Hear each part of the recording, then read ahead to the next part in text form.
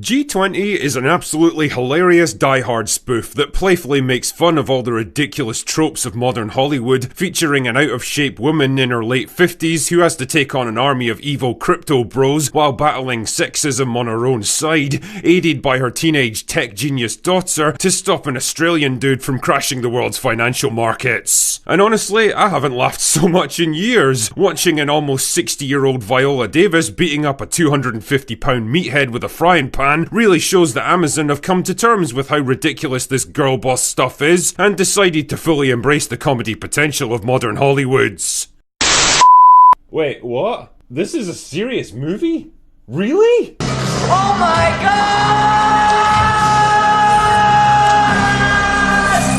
Good lord, talk about backing the wrong horse. If you ever wondered why Jennifer Salke was fired as head of Amazon Studios, well, G20 is a perfect example. A hilariously earnest attempt to push the girl boss trope to its logical conclusion by making the protagonist not just an ass-kicking, gun-toting Mary Sue, but literally the leader of the free world as well. Wasting a talented cast with stilted, hackneyed dialogue that dumps so much exposition it should have been prosecuted by the EPA, and a story that reads like a laundry list of current-day buzzword issues that Hollywood writers barely understand but sound really cool, like AI deepfakes, global digital currencies, crypto scams, and internet misinformation. And it's all rammed home with amateur-hour direction and shoddy CGI that makes what was probably a pretty expensive production look laughably cheap and unbelievable. In short, G20 is slop, pure and simple. A movie that embodies all the worst aspects of direct-to-streaming projects like this, probably designed to be watched in the background while you catch up on your online shopping. On Amazon, presumably. And while I'm talking about that, did you know that you can make big savings on your online purchases with Amazon's daily deals, which track online retailers to make sure that you always get the best price possible? Anyway, the plots. So, Viola Davis stars as President Sutton, a former soldier turned politician who's on her way to South Africa for a G20 summit to broker a deal with other world leaders to launch a global digital currency that'll help African farmers do their online banking. Because yeah, sure, a lack of online banking options is definitely the biggest problem facing African farmers today, and not government corruption, poor infrastructure, droughts, terrorist attacks, civil wars, population displacement, diseases, or shortage of chemical pesticides. Bullshit. This right here is what happens when you let millennial Californian scriptwriters that think the entire world looks and feels like downtown LA write your $100 million movie. Oh yeah, and she's accompanied by her rebellious teenage daughter who just so happens to be a tech protege, because if there's one trope we need more of today, it's rebellious teenage girls who are inexplicably amazing with technology. And her former political rival who's become an uneasy ally with aspirations for greater power. Is that a reference to something? Is that a reference to something? Is that a reference to something? No idea. Unfortunately, it all goes tits up when Homelander crashes the party by infiltrating the event as the leader of a mercenary team providing security for the summit. Because yeah, sure, the United States would totally trust a mercenary group to protect the most powerful person on Earth, and none of the other delegates would think to bring their own security teams either. Right. I don't think you quite understand how heavily secured these events are. You would need a fucking armoured division to get within 10 miles of the place. Anyway, Homelander wants to crash the world economy by making deepfakes of the G20 leaders discrediting Sutton's new global currency so that everyone's gonna switch to Bitcoin and make him a crypto bajillionaire overnight. You know, call me crazy on this one, but I feel like if you've got the 20 most powerful people in the world at your disposal, you could probably accomplish more than just adding a few zeros to your bank account. Like, you could start and end wars at a whim, transfer assets and resources, access state secrets, and generally make the entire world your plaything. But no, you've totally got to pump up the value of that Bitcoin investment, am I right, bro?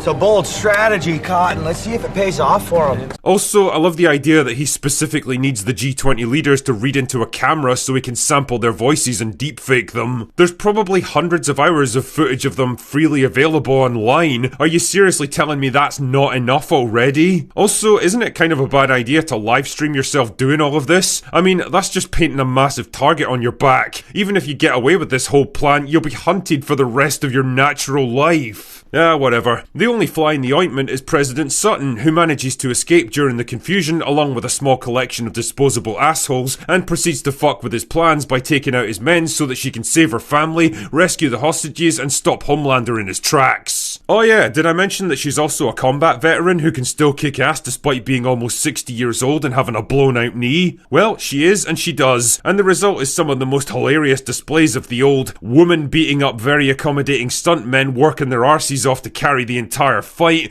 routine that I've seen since The Last Jedi, and the mysterious disappearing lightsabers to account for Daisy Ridley missing her mark. And the thing is, it might not be so bad if the movie was willing to have a bit of fun with its premise and didn't take itself so fucking seriously. Like, they genuinely thought they were crafting a tense, believable action thriller with this one, and ironically, that's the funniest thing of all. I hired a security advisor from the G7 to do our consulting. I don't think that's true.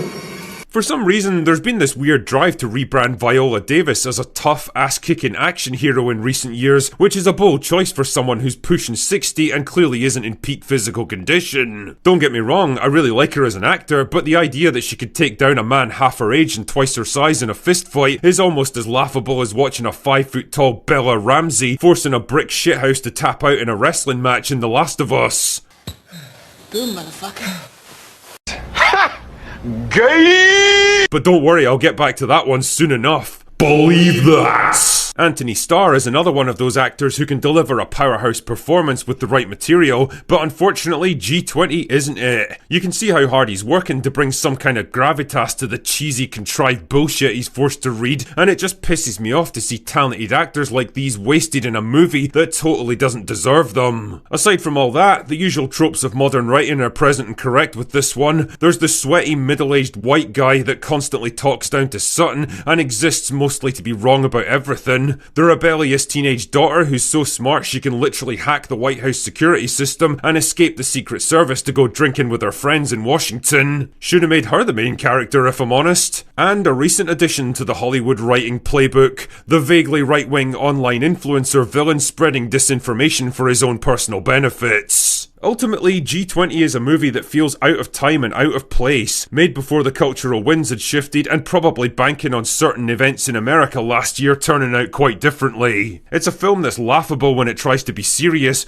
boring when it tries to be gripping, and probably not worth 2 hours of your time. Oh yeah, and just before I fuck off, here's a little reminder that the Kickstarter for Trial by Fire still has a couple of weeks left for donations. We already reached our funding goal within the first few days, so big thanks to everyone who donated, and we're now pushing towards our stretch goals to try to produce more and better quality short films. So if you're feeling generous and you'd like to support independent filmmakers, not to mention take a shot at having your own idea turned into a short movie, then consider heading to the Kickstarter page in the description and having a look. Anyway, that's all I've got for today. Go away now.